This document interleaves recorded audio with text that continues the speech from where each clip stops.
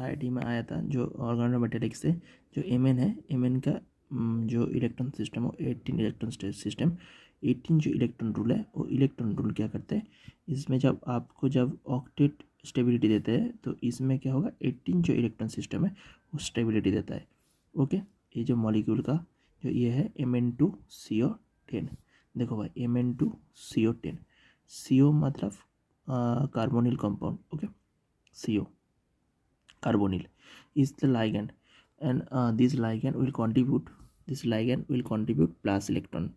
plus 2 electron. Okay, this is carbonyl is actually contribute plus 2 electron system.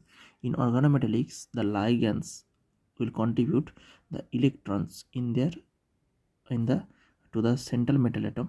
Okay, इधर CO plus 2 electron देता है, और भी molecule है जो 3 4 5 इलेक्ट्रॉन भी देते हैं।